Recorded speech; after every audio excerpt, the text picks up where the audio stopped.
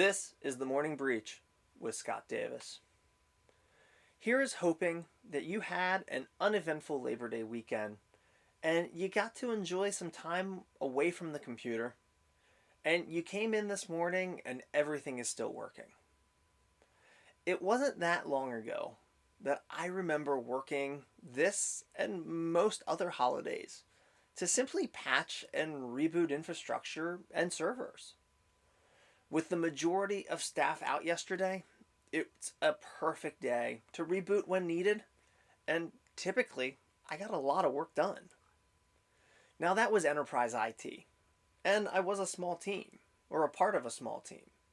But in the consulting world, it's the same game, as we all have clients that are 24/7, 365, or those that simply believe that the servers can never be rebooted for any reason. If security is a top concern of the organization, then you should never have to use a holiday to schedule the time to update firewalls, switches, IoT devices, or servers.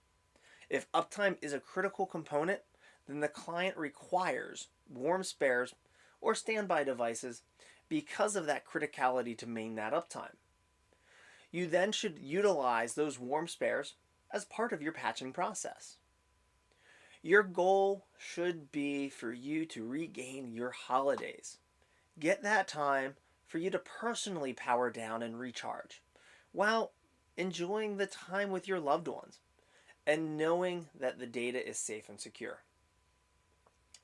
In today's world, with technology under constant attack from multiple sources, how can you ever really relax? After all, we know cyber criminals don't take holidays. The simple answer is with a proper planning, a strong security stack, and the right documentation, you should be able to leave every day at 5 with the confidence that your network is secure. Proper planning is crucial, and that's why it's the first item. You don't want an attack to occur, but you have to plan for it and know what will happen if or when it does. Here you should focus on the business continuity and disaster recovery plan, your acceptable use policy, end user training requirements, and there's many other policies you could and should add to that list. Here you have to have the buy-in from the management or ownership team, and they have to understand the importance of a strong security plan and why you need maintenance periods. There are hundreds, if not thousands, of options out there that proclaim to protect your network and data. And you can throw a lot of money around and be no closer to actually securing that infrastructure. By now, you should have multiple tiers that overlap each other, starting with DNS filtering, a licensed and current firewall, supported network infrastructure and IoT devices, including your printers, the latest operating systems and software, strong antivirus and malware applications, and a change management system that tracks your hardware and reports changes to potential issues. Now, building your security stack can be overwhelming. You're going to have demos, trials, configurations, and you're going to have to deal with sales guys. But you do have to do your due diligence and work through it and constantly review it and look at the new services that come to market.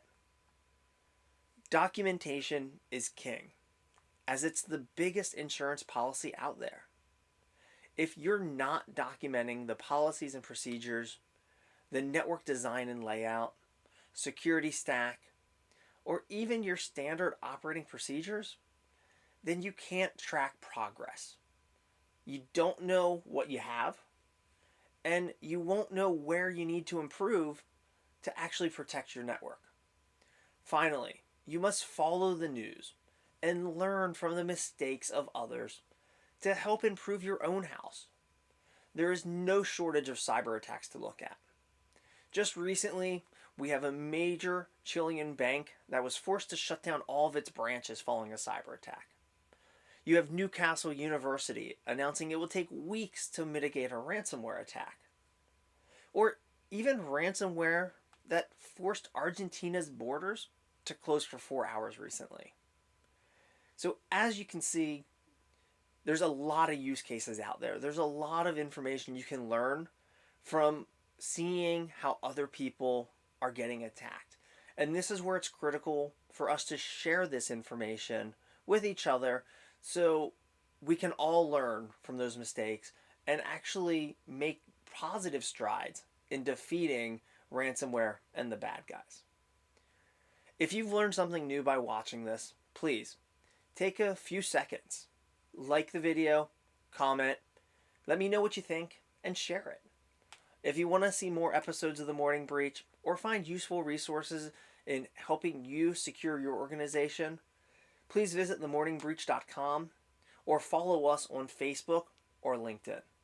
As always, thank you for watching.